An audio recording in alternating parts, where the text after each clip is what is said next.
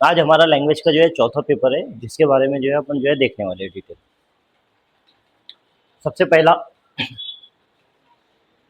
Start करें। थोड़ा slow बोलूंगा तो बर्दाश्त करना। A language teacher firstly asked student to introduce themselves to each other in the class. Then she asked them to introduce their friends to each other. This activity will help them to increase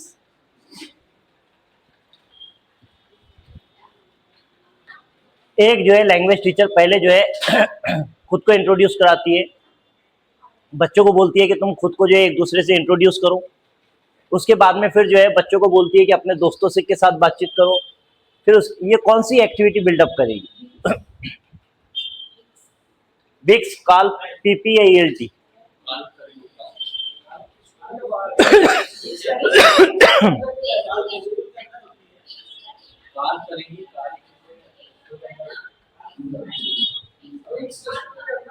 बिक्स करेगी। Calf school के अंदर school की जो conversation होगी, academic conversation जो होगी, academic conversation जो होगी वो कहलाएगी काल्प। और जब भी जो है रोजमर्रा की बातचीत करेंगे हम, वो क्या कहलाएगी? बिक्स कहलाएगी। पीपी नाम की कोई चीज नहीं है। ईएलटी क्या है?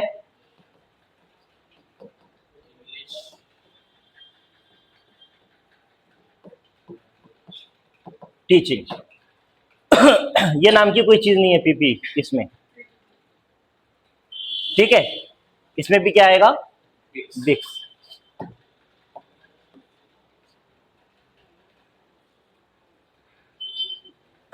दो, literature should be included in language classroom because. Literature क्यों इस्तेमाल होना चाहिए क्लासरूम में?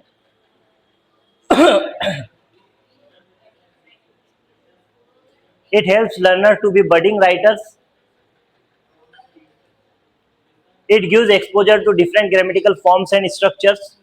It develops moral values among the learners.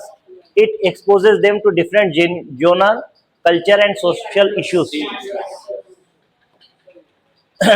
Culture activity या फिर जो है लिटरेचर का इस्तेमाल हम खास तौर पर इस वजह से करते हैं ताकि जो है ज़्यादा से ज़्यादा एक्सपोजर मिले बच्चों को, अलग अलग सिन्फों को जानने का, कल्चर की चीज़ें जानने का, सोसाइटी के बारे में जानने के इश्यूज के।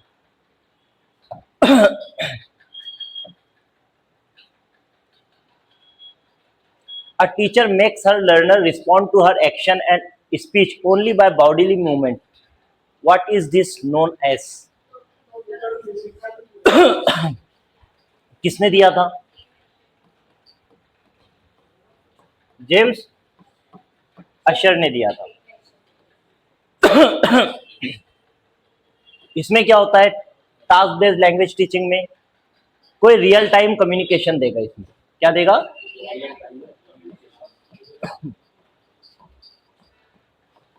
कम्युनिकेशन होगी, बच्चा उस पर बोलेगा। कम्युनिकेटिव अप्रोच में क्या होगा? डिस्कशन होगा, इंटरेक्शन होगा, और इसमें भी जो है रियल टाइम कम्युनिकेशन होगी, ठीक है। ग्रुप बनेंगे, ग्रुप डिस्कशन होगा। ये किसमें होगा? Teaching through games.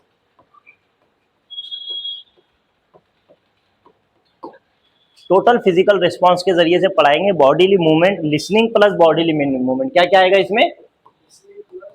Listening plus bodily movement, ये दोनों में मिलकर क्या बनता है? Total physical response. एक जो है मशहूर तुमने देखे होंगे, head, shoulder, knees and toes, है ना? वो टीपीआर की मिसाल। टास्क बेस्ड लैंग्वेज टीचिंग में क्या होगा? रियल टाइम कम्युनिकेशन बच्चों को देंगे, बच्चे रियल टॉपिक पर जो है क्या करेंगे? कन्वर्सेशन करेंगे। कम्युनिकेटिव अप्रोच जो है क्या करेंगे? डिस्कशन होगा, ग्रुप बनेंगे, रियल टाइम कन्वर्सेशन होगा, इंटरेक्शन होगा, और प्ले वे मेथड में गेम्स के जरिए से बच्चों को सिखाएंगे।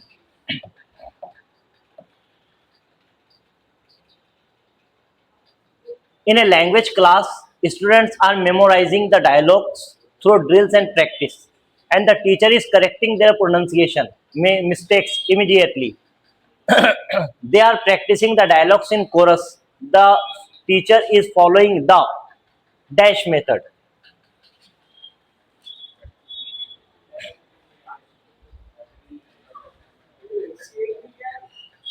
कम्युनिकेटिव लैंग्वेज टीचिंग, इसको कम्युनिकेटिव अप्रोच भी बोलते हैं हम।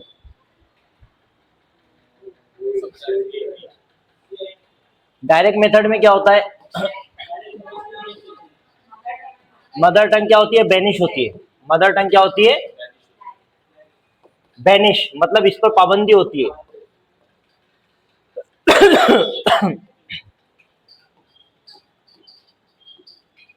लिसनिंग, स्पीकिंग, रीडिंग, राइटिंग, ये ऑर्डर में अगर से पढ़ाएंगे तो वो क्या कहलाएगा, नेचुरल मेथड। उससे पहले CLT, कम्युनिकेटिव लैंग्वेज टीचिंग या कम्युनिकेटिव अप्रोच, कम्युनिकेटिव अप्रोच। इसमें क्या होता है, कम्युनिकेटिव अप्रोच में डिस्कशन, इंटरेक्शन, ग्रुप बनाएंगे, स्मॉलर ग्रुप डिस्ट्रीब्यूट करेंगे, काम नहीं है, ये पूरी डिटेल उसमें आ जाएगी। ऑडियो लिंगुअल मेथड, ये बिहेवियरस मेथड होता है। कौन सा, अब बताओ जवाब कौन सा होगा।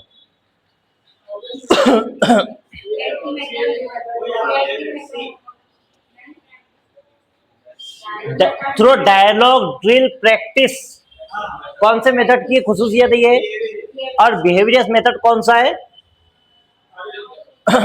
ऑडियो लिंगुअल मेथड क्या है, बिहेवियरस मेथड है। इसमें बच्चों को प्रैक्टिस करवाई जाती है, ड्रिल कराई जाती है। इस वजह से ये मेथड बिहेवियरस मेथड है, और ये मेथड में हैबिट फॉर्मेशन का इस्तेमाल करते हैं। ठीक है, बाकी ये तीनों जो है अच्छे तरीके।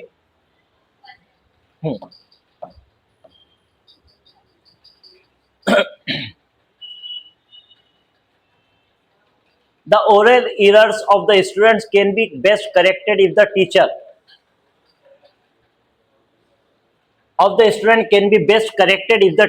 correct an error directly after student has made the error. ऐसा होगा तो बच्चों के अंदर क्या पैदा होगा, फियर, डर पैदा होगा। इस वजह से फौरन हमारे को बच्चे को करेक्ट नहीं करना है। Point out the error in general and let the student try to correct himself. Ignore the errors को इग्नोर नहीं कर। Ask the other students to help him as peer tutoring must in school.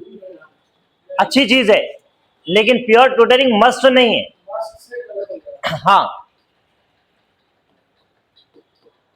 ठीक है। और जो है pure tutoring जो है बच्चों को गलतियां दुरुस्त करने के लिए हम बच्चों के इस्तेमाल आपस में कर सकते हैं। हम टीचर बच्चों के हाथ में ये चीज नहीं सौंप सकते, ठीक है। तो इस वजह से मस्ट नहीं कर सकते। As a pair activity, the teacher gives a learner almost the same picture and asks them to find the difference between the two students. Ask each other questions to discover how the two pictures are different. This can be a कौन सी activity हो सकती है, grammar activity, speaking activity, cloze based activity. हाँ, क्या है crossword activity?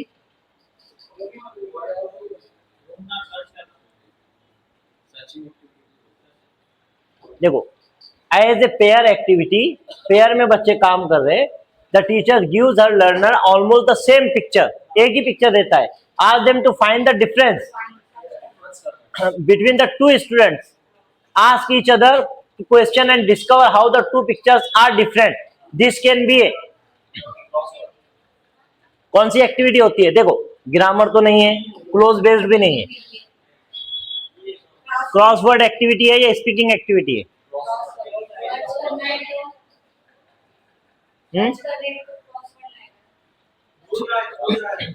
Speaking activity है ना। स्पीकिंग एक्टिविटी में क्या करेंगे, बच्चों को जो है दो पिक्चर देंगे, बच्चे जो है उसको एनालाइज करेंगे, डिस्कस करेंगे। डिस्कस करने के बाद एक बच्चा दूसरे से पूछेगा, दूसरा बच्चा उससे बोलेगा। तो ये एक्टिविटी कौन सी है? फोकस कौन सी चीज पर है? स्पीकिंग पर, बोलने पर। इस वजह से कौन सी है? Speaking activity.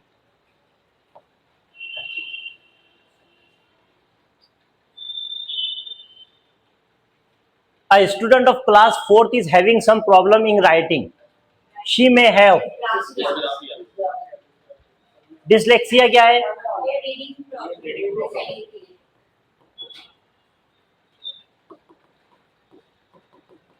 बराबर है. डिस्ग्राफिया क्या है?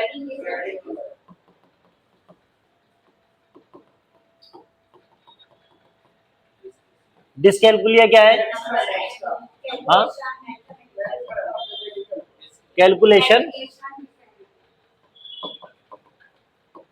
डिसेबिलिटी. इसमें जो है बच्चे को क्या होता है, नंबर नहीं समझ में आते. और ये जो है स्पीच डिसऑर्डर, इसमें बच्चे को बोलने में प्रॉब्लम होती है, वो होता है डिस्फेशिया. ठीक है, डिस्फेशिया. ये 3 के बारे में तुम्हारे को पता था, इसके बारे में नहीं पता था, तो डिस्फेशिया है हमारा. लेकिन जवाब क्या है यहाँ पर? डिस्ग्राफिया.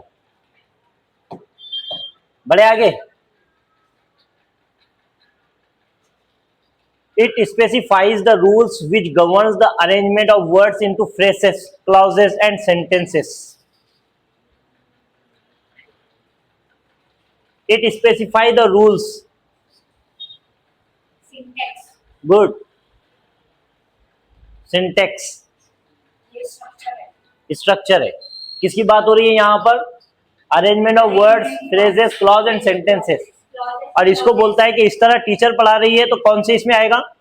ये structure है. कौन से मेथड में आएगा?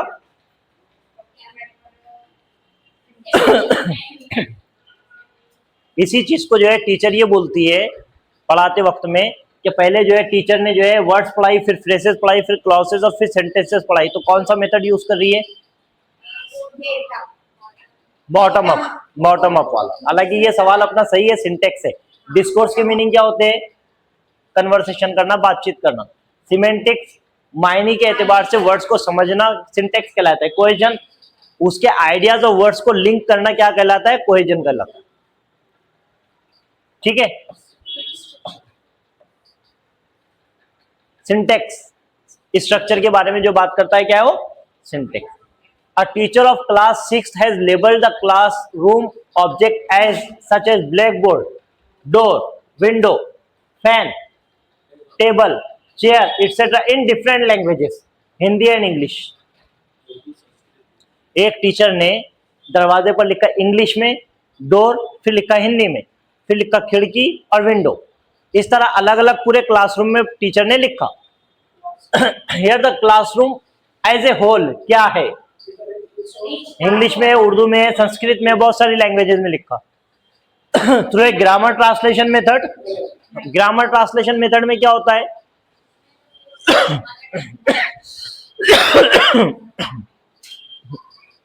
ग्रामर ट्रांसलेशन मेथड में क्या होता है कि बाकायदा जो है बच्चे को पहली एक जबान सिखाई जाती है इंग्लिश का, फिर जो 2 लैंग्वेज में जो है मीनिंग रहते हैं. इंग्लिश के मायने उर्दू में लिखे हुए रहेंगे. बच्चा पहला ट्रांसलेशन करेगा इंग्लिश का उर्दू में, फिर उर्दू का ट्रांसलेशन करेगा दोबारा इंग्लिश में. ये एक्टिविटी हो रही है कि यहाँ नहीं? मतलब ये तो गया. Creating a language confusion in student. Confusion पर क्रिएट करना है क्या? Is focusing on 3 language formula is a rich resource for promoting multilingualism. Multilingualism की बात हो रही है यहां पर. जो है एक से ज्यादा जबानों की बात कर रहा है, 3 लैंग्वेजेस की बात नहीं हो रही.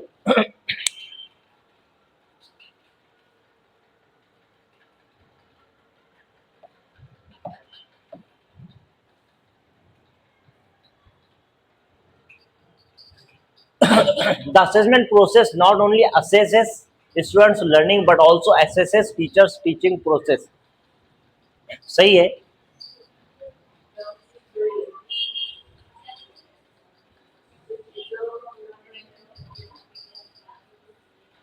जो असेसमेंट है वो सिर्फ बच्चों का असेसमेंट नहीं होता, टीचर का भी होता है. तो फुल्ली रॉन्ग है, फुल्ली राइट है? Fully right. बच्चों के साथ साथ टीचर का भी क्या होता है? असेसमेंट होता है. The language which is learn from environment without any explicit teaching is. कौन सी लैंग्वेज है? फर्स्ट लैंग्वेज क्या कहलाती है? ये एक्विजिशन क्या होती है ये?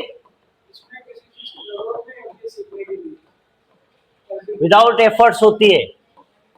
क्या होती है? नेचुरल सेटिंग में होती है। और क्या होती है? सबकॉन्शियस होती है।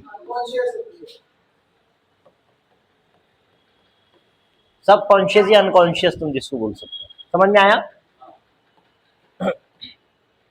ये कौन सी एक्विजिशन। और लर्निंग क्या है? इसकी मिसाल क्या है? L1 है ना, इसी को हम कहते हैं नेटिव लैंग्वेज। ठीक है, इसी को हम कहते हैं मदर टंग। समझ में आया? फर्स्ट लैंग्वेज, ये सब इसके नाम है। लैंग्वेज लर्निंग में क्या होता? लैंग्वेज लर्निंग कैसी होती है? विद एफर्ट्स, कॉन्शियस होती है। कॉन्शियस होती है। नेचुरल सेटिंग में होती है क्या?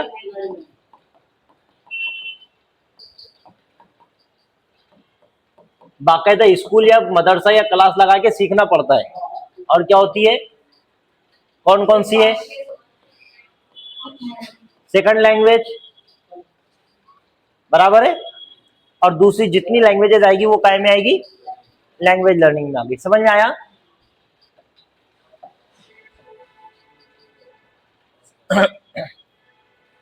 Teacher is facing the problem of students poor spelling. बच्चों के पुअर स्पेलिंग के बारे में टीचर जो है प्रॉब्लम फेस कर रहा है। She listed the probable causes for it and then decided to frame some steps to overcome it. This process is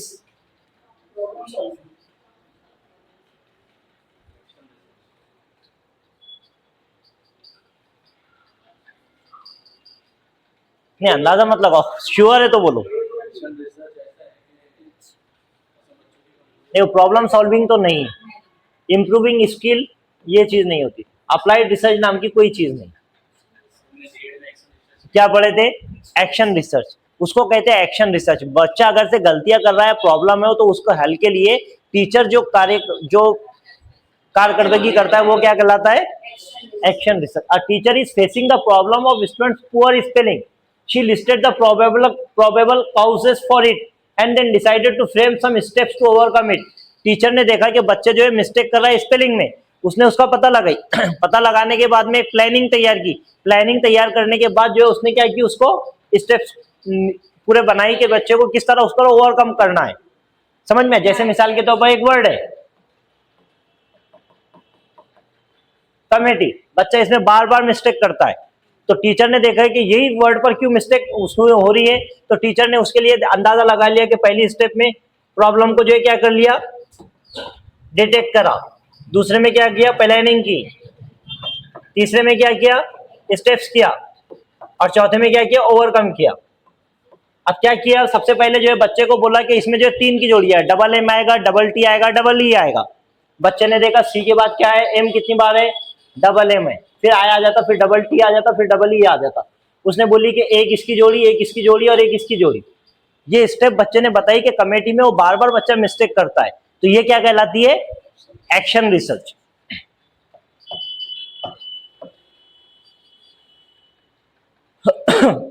reading picture book means, reading picture book का मतलब क्या होता है? Exposing learner to different styles of drawing. Subject कौन सा है? Language का है। पेडागोजी किसकी चल रही है? तो ड्राइंग की बात होगी कि यहाँ to help learner to understand and analyse the pictures. Yes, ये हो सकता। To help learner to draw neat and colourful pictures. बच्चे से ये उम्मीद नहीं कर सकते क्योंकि गलतियां बच्चा करने की सीखने का अमल है। That children love pictures and it will be a fun loving class. हाँ, ये भी सही हो सकता था अगर से ये ऑप्शन नहीं देता, लेकिन उससे बेहतर ऑप्शन रहा तो हमारे पास में यही रहेगा। रीडिंग पिक्चर का मतलब ये होता है कि बच्चे को जो है क्या करना, कि वो जो है अंडरस्टैंड कर सके चीज को और एनालाइज कर सके। देखो, अंडरस्टैंड करना, एनालाइज करना, अंडरस्टैंड करना, बराबर है। ये क्या है? ब्लूम टैक्सोनॉमी की जो स्किल्स है, समझ में आया? ब्लूम ने क्या बोला था, ब्लूम के बारे में पता है ना, उसने पिरामिड बनाया। पिरामिड में क्या किया उसने, क्या था पहले,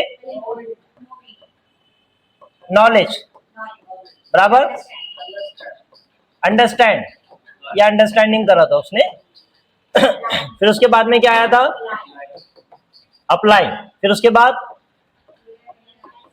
एनालाइज, फिर उसके बाद में सिंथेसिस हो गया। फिर क्या किया था, एवेल्युएट, एवेल्युएशन करा था। और इसमें जो है, इसको ये कब दिया था उसने, 1956 में दिया था, है ना। इसके बाद में जो है 2001 में जो है ये रिवाइज हुआ, तो ये क्या हो गया, रिमेंबर हो गया, ये क्या हो गया, अंडरस्टैंड हो गया, ये नाउन फॉर्म में था, ये वर्ब फॉर्म में हो गया, ये क्या हो गया, अप्लाई हो गया, एनालाइज हो गया, उसके बाद में क्या हुआ, इवेल्युएट हो गया, और क्या हो गया, क्रिएट हो गया। ये किसने दिया था, कर्टवेल और मार्शिया ने दिया था ये, बराबर है। अब ये दोनों के इसमें, ये जो पहली दो स्किल है, तीन स्किल, इनको कहते हैं लोअर स्किल और ये हायर स्किल। ये तीन जो है क्या, ये लोअर स्किल और ये तीन क्या है, हायर स्किल। ये स्किल पर फोकस करना ही तालीम का मकसद है। अब तुम देखो ये दोनों स्किल्स यहां पर दिखाई दे रही है क्या, अंडरस्टैंड, एनालाइज, है ना, इसमें है क्या, समझ में आया? तो हमारे को आंसर वही हिसाब से देना है जो चीज है। ब्लूम्स टेक्सोनॉमी जो है बच्चों की पेडागोजी के लिए, कैसे किसी चीज को डेवलप करना है, कैसे प्लानिंग करना है, उसके लिए जो है आइडियल चीज है। इसी पर पूरे जो है प्लानिंग और जो है लेसन प्लान चलते हैं।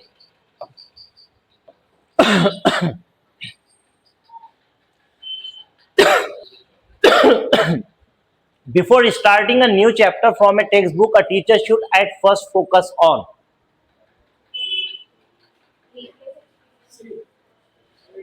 background setting of a story, its history,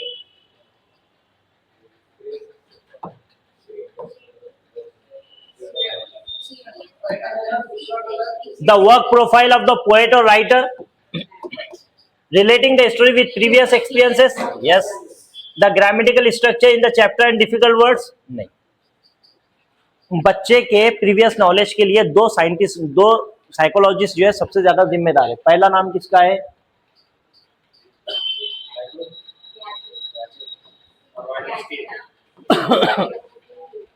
दूसरा नाम है, अब प्याजे ने क्या दिया था, प्रीवियस नॉलेज को ये बोलता है स्कीमा, और ये जो है प्रीवियस नॉलेज की बात जो करता है वो डायरेक्ट कौन करता है, ऑल्सो। समझ में आया?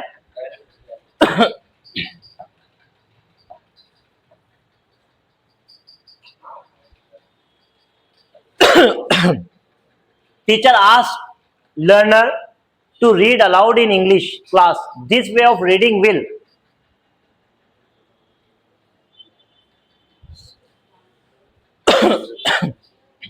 टीचर कहता है बच्चों को जोर से पढ़ने के लिए, क्या फायदा होगा जोर से पढ़ने का, ये छोड़ दो, नीचे के ऑप्शन। रीड अलाउड का फायदा क्या होता है, रीडिंग अलाउड, रीडिंग की कुछ किस्में हैं, क्या है, स्कीमिंग है, स्कैनिंग है, इंटेंसिव है, एक्सटेंसिव है, और लाउड है। समझ में आया कौन सी रीडिंग की बात कर रहा है? ये होती है प्रोनाउंसिएशन ठीक करने के लिए। प्रोनाउंसिएशन के लिए कौन सी रीडिंग होती है, ये काय के लिए होती है, ये जो है मेन रीडिंग है। रीडिंग का मतलब पढ़ भी रहा है और मायने भी समझ रहा है। ये जो है स्पेसिफिक इंफॉर्मेशन सर्च कर रहे हैं इन्फो के लिए, और ये क्या है, जनरल आइडिया के लिए। तो क्या है फिर, अब enable learners to develop reading skills with understanding. तो ये इसका नाम बताओ, यहां पर कौन सी स्किल आएगी, विद अंडरस्टैंडिंग, इंटेंसिव, ठीक है। Enable learners to read with correct pronunciation using the punctuation mark, to be a faster reader, help to complete the stress syllabus within the stipulated time, ये तो गलत ही है। समझ में आया? और बच्चे से जो है ना कभी भी फास्ट रीडिंग के तवक्को हमको करना नहीं है। बच्चे का रीडिंग का मतलब क्या है, मायने समझना।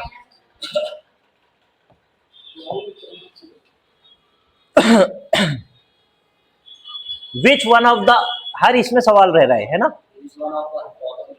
Which one of the following activities come under calf?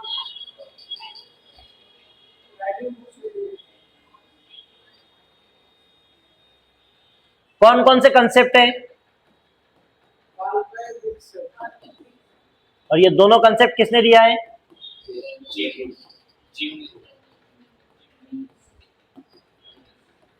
ठीक है। Writing book reviews, making reservation, answering calls, ये क्या है? ये भी बिक्स है और ये भी क्या है? बिक्स है। देखो रिजर्वेशन कर रहे हो तुम किसी चीज का, तो तुम जो है फॉर्मल बात करेंगे वहां पर, स्कूल वाली नहीं। आंसरिंग कॉल, फोन पर बात कर रहे हैं तो क्या करेंगे, स्कूल वाली लैंग्वेज इस्तेमाल करेंगे। हाँ इधर जो है इसको लिख दो, इसको जो है write your, complete your homework, इस तरह की बात करेंगे नहीं। Making an appointment for a salon, salon पर जा रहे हैं तो वहां पर इस तरह। ये तीनों क्या है? बिक्स है। और ये क्या है? काल। जब भी एकेडमिक वर्ड या एकेडमिक के ताल्लुक से जो भी कन्वर्सेशन होगी वो क्या कहलाएगी? और काल्प हमेशा जो है ना स्कूल या फिर यूनिवर्सिटी या कॉलेज के अंदर होगी, बाहर जो होगी वो क्या होगी? बिक्स।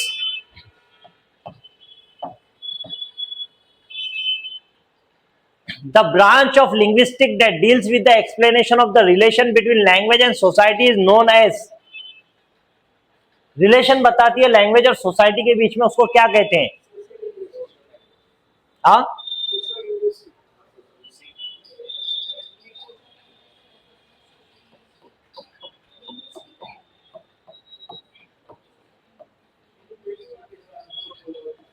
कल्चर के बारे में जो बताती है वो क्या कहती है? Anthropological linguistic. ये जो है सोसाइटी और लैंग्वेज के बारे में जो बताएगी वो क्या है? Social linguistic. साइको लिंग्विस्टिक नहीं है, सोसाइटल लैंग्वेज भी नहीं होती। ठीक है, दो ही टर्म होते हैं, कौन कौन से? एंथ्रोपोलॉजिकल लैंग्वेज और socio linguistic.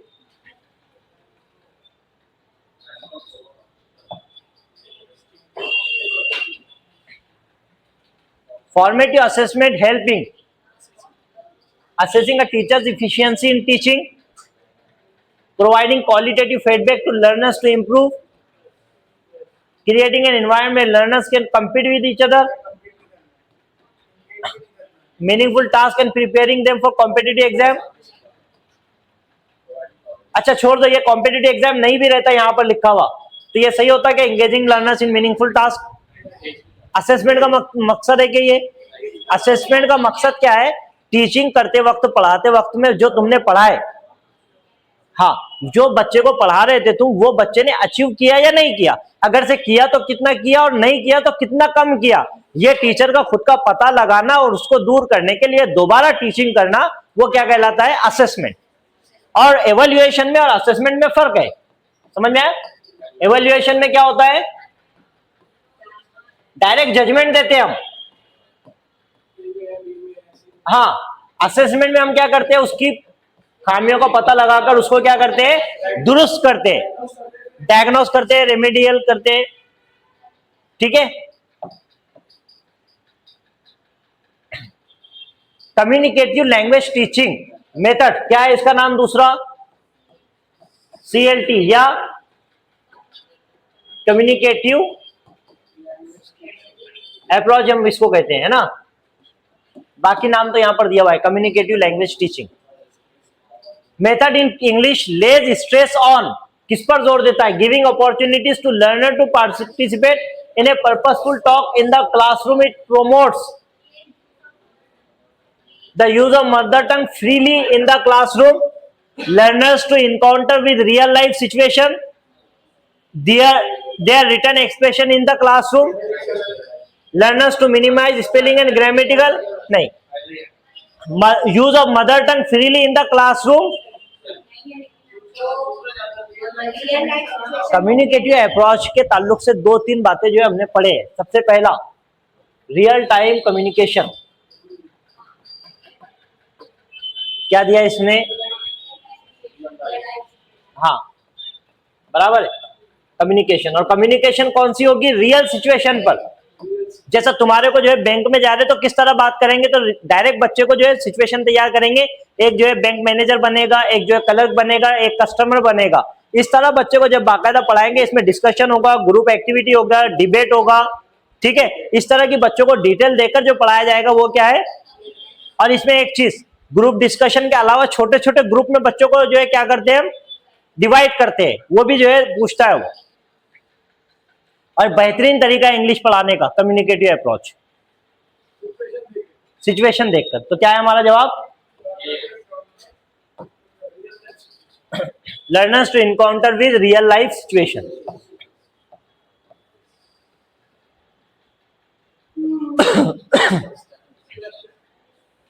The effective language teacher is someone who can provide input and help make it dash in a low anxiety situation.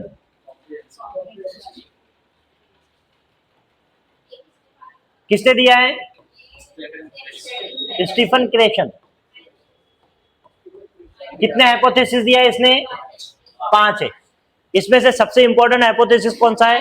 हालांकि सभी है, एक उसमें से कौन सा है? नेचुरल और एक्विजिशन हाइपोथेसिस है, ठीक है। दूसरा कौन सा है? इसको एक्वायर्ड भी बोलते हैं, मॉनिटर भी हाइपोथेसिस है इसका। हाँ, U A comprehensive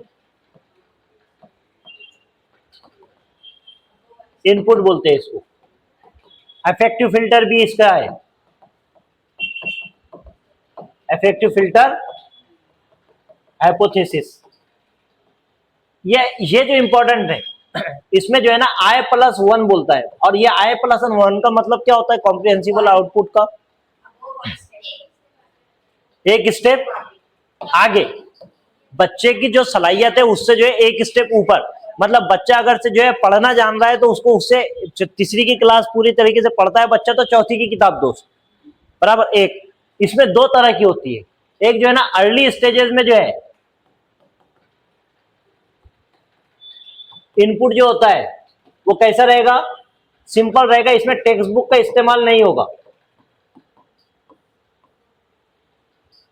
early stages में टेक्स्ट बुक का इस्तेमाल नहीं होगा, उसकी वजह क्या होगा?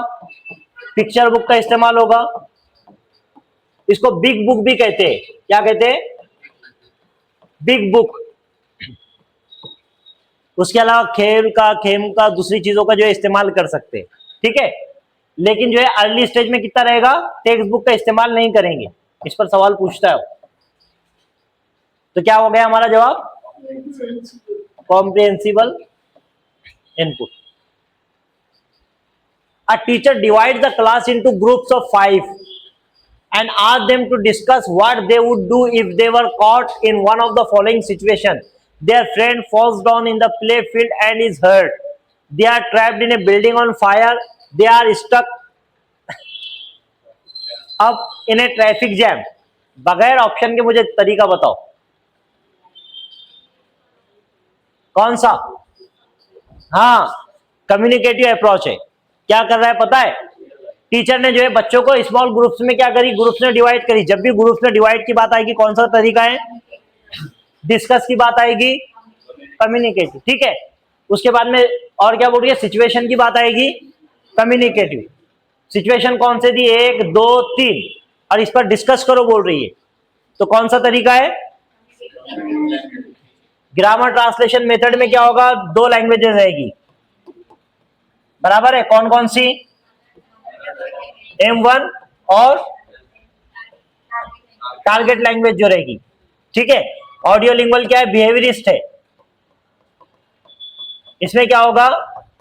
ड्रिल और प्रैक्टिस, ड्रिल और प्रैक्टिस होगी। चौथा क्या दिया? Structural approach. स्ट्रक्चरल अप्रोच में क्या होता है? Structure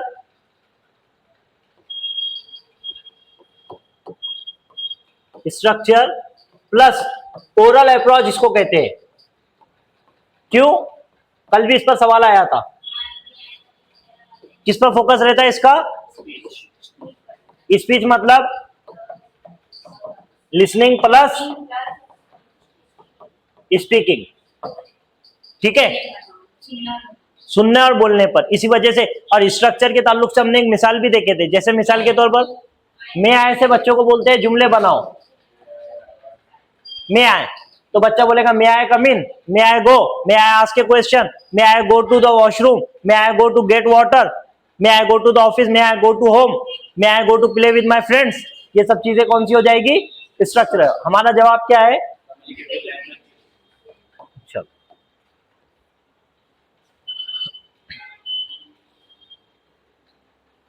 the one that cannot be further divided into smaller grammatical meaningful component is Meaningful, right? meaningful. Phonics. Meaningful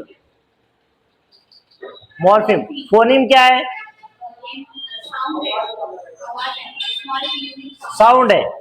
morpheme क्या है? स्मॉलेस्ट मीनिंगफुल साउंड, बराबर है। डिप्थोंग क्या है? Impure vowel. वॉवेल के बारे में हमने पढ़े ना, वॉवेल कितने तरह के हैं? प्योर और इम्प्योर वॉवेल। इम्प्योर वॉवेल को भी क्या कहते हैं? डिप्थोंग वॉवेल कहते हैं। और ये कितने हैं? ये 12। और ये कितने हैं? 8। ठीक है। टोटल मिला के। और कंसोनेंट साउंड कितने हैं? हाँ, 24। और टोटल मिला के साउंड कितने हैं इंग्लिश में? 44। सिंटेक्स क्यों इसलिए इस्तेमाल होता है? स्ट्रक्चर के लिए, है ना। जब भी जो है वर्ड के स्ट्रक्चर की, सेंटेंस के स्ट्रक्चर की बात करेंगे तो क्या कहलाएगा? Syntax.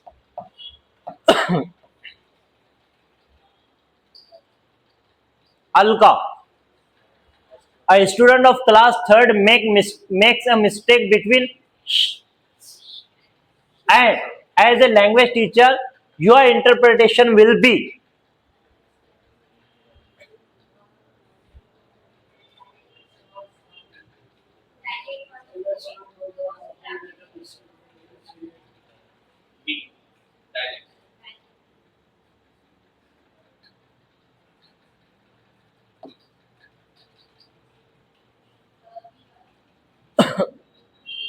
Alka, a student of class 3rd, often makes a mistake between sh. As a language teacher, your interpretation will be Alka is careless student.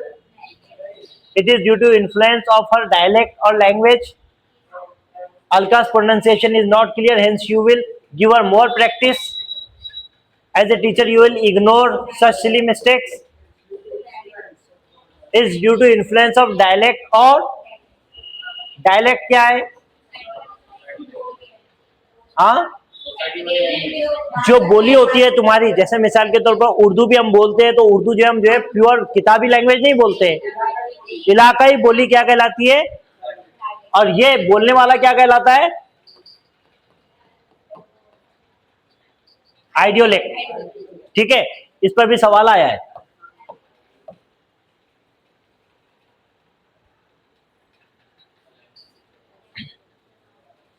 A language teacher asks student to make a butterfly with paper by following her instruction. This activity will help the student to develop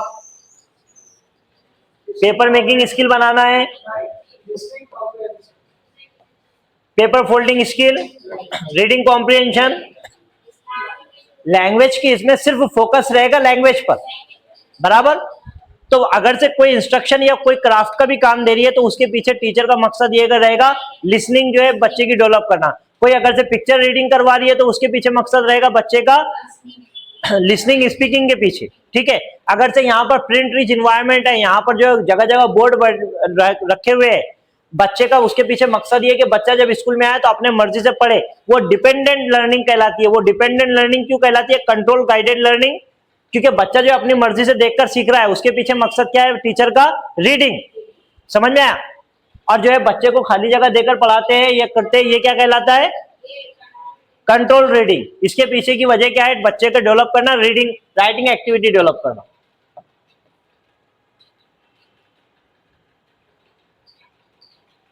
A language teacher asks student to collect flowers to make a flower scrapbook. ये EVS का काम है ना, लेकिन language में है तो इस वजह से किसने अंदाज से देखेंगे हम? Language. She also asked them to write the name of each flower in their language and in English. In their language and English. This activity will help her to promote a love for nature. ये EVS की बात हो गई। Integration of subject, subject से बच्चे को क्या लेना देना है उसमें? लैंग्वेज अक्रॉस करिकुलम, इसको हम क्या कहते हैं? LAC। मल्टीलिंगुअलिज्म को प्रमोट करना है, बच्चा खुद की जबान के साथ साथ दूसरी जबान भी सीखे। यही मल्टीलिंगुअल जो है हमारा फॉर्मूला क्या बनता है? ये वाला 3 लैंग्वेज फॉर्मूला जो है, तो है ना।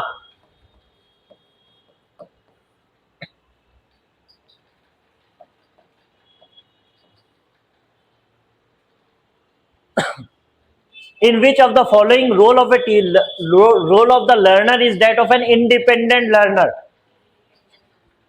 इंडिपेंडेंट लर्नर बनाना है बच्चे को, लेकिन पहले क्या रहेगा बच्चा? डिपेंडेंट, उसके बाद में क्या बनाएंगे? इंडिपेंडेंट। इसी तरह हमने देखे थे कि कंक्रीट से बच्चे को कहां लेकर जाना है? एब्स्ट्रैक्ट पर लेकर जाना है। तो इसी तरह डिपेंडेंट से बच्चे को कहां लेकर जाना है? इंडिपेंडेंट के। और इसके बरखिलाफ जो है पियाजे क्या कहता है? बच्चा इंडिपेंडेंट ही है, बच्चा खुद से सीखता है। चलो, टीचिंग एट से बच्चा इंडिपेंडेंट बनेगा। डिपेंडेंट है क्या इंडिपेंडेंट है? टीचिंग एट जो है ना टीचर पर डिपेंड है, टीचर पर डिपेंड है। मतलब टीचर जो टीचिंग एड बताएगा बच्चा उसी के एतबार से समझेगा। Building as a learning aid, इसको कहते हैं बाला, वो है ना। ये जो बाला है ये building as a learning aid, मतलब बिल्डिंग को पूरा जो है कैसे तुम जो है सजा देंगे, अलग अलग दीवार पर लगाएंगे, कभी पोस्टर लगाएंगे, कभी, इसी को प्रिंट रिच एनवायरनमेंट भी कहते हैं। ठीक है।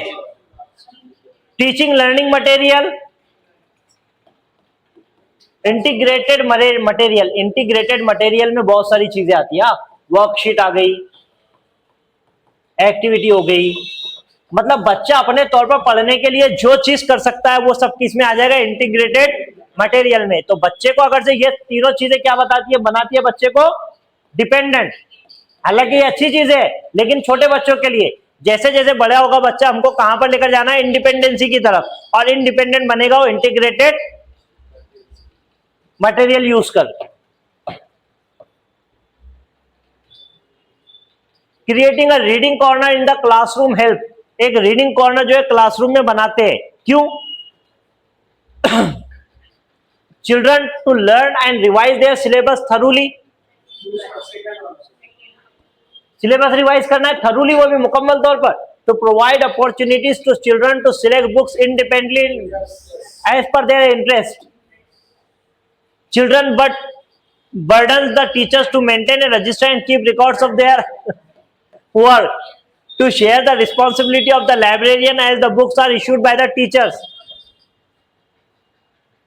ठीक है।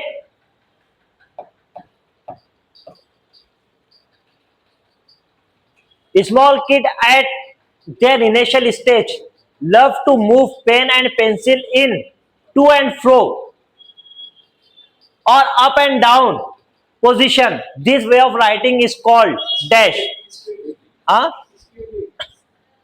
ड्राइंग तो तुम्हारे को पता है, ये कहलाती है स्क्रिबलिंग। स्क्रिबलिंग में बच्चा जो है ऐसे जो है उठाता है, कभी जो है ऐसा करता है, पेन पकड़ना नहीं आता उसको, जो लकीरें खींच रहा है, इसको जो है ना स्क्रिबलिंग जो होती है ये जो है, हाँ, ये क्या होती है? मीनिंगफुल होती है। मतलब इसका मतलब होता है, इसको ऐसे मत समझना कि ये जो है गैर मीनिंगफुल है करके, ये क्या होती है? हमेशा मीनिंगफुल होती है। दूसरा, स्क्रिबलिंग में, राइटिंग में जो स्टेजेस होती है, राइटिंग में पहली कौन सी होती है? स्क्रिबलिंग। दूसरा क्या होता है उसमें, कंट्रोल राइटिंग। बच्चे के जो है ना छोटे छोटे मसल्स डेवलप करते हैं, तुम कंट्रोल राइटिंग देते हैं बच्चों को लिखने के लिए। तीसरी होती है इन्वेंटेड राइटिंग।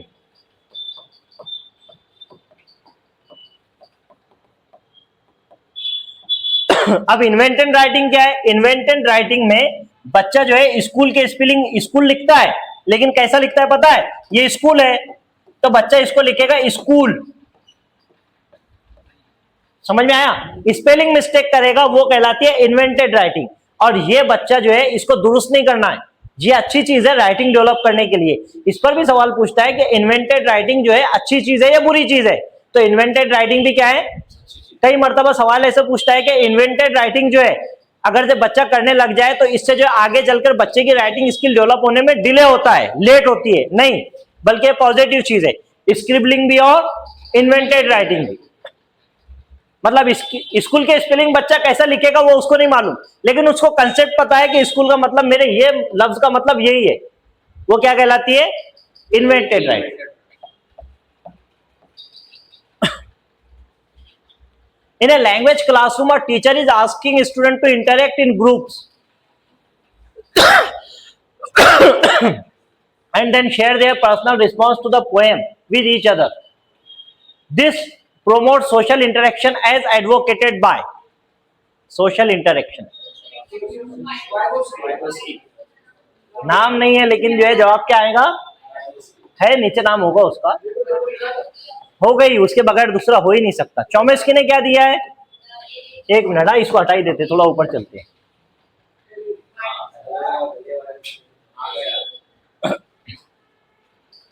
देखो अगर से इंटरैक्ट इन ग्रुप्स और इस पर मेथड पूछता तो कौन सा मेथड होता, कम्युनिकेटिव अप्रोच, CLT उसी का नाम है, ठीक है।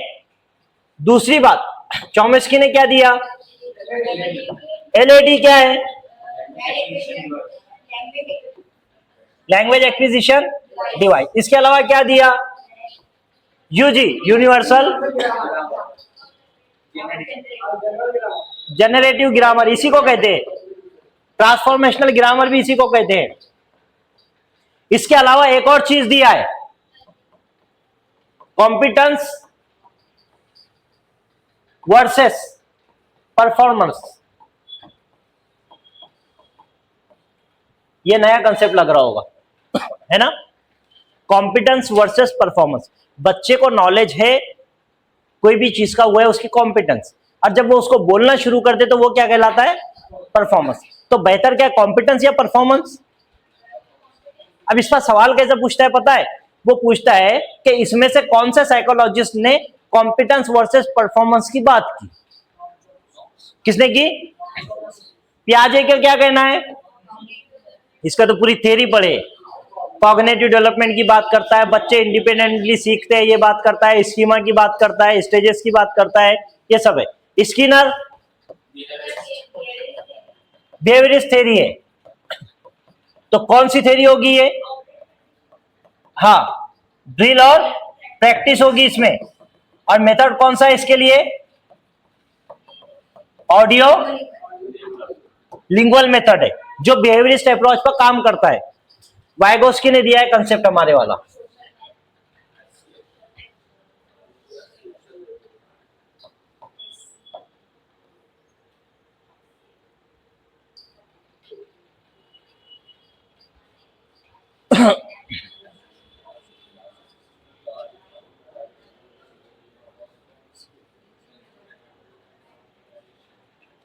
दिख रहा है ना। In a language classroom, you ask student to write down the direction for reaching your home from school. Reaching from your home, reaching your home from school. When students have written down the direction, they will then present their direction in pairs to each other. This activity will help to increase. Teacher ने दिया है,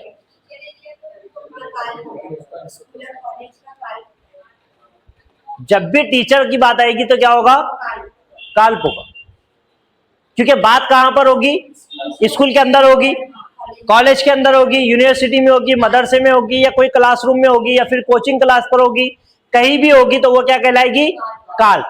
इसके बाहर जो होगी वो सब क्या है, डिक्स है। इसी से रिलेटेड हमने जो एक वर्ड पढ़े थे ना, है ना, बेसिक जो कन्वर्सेशन होती है वो कहलाती है।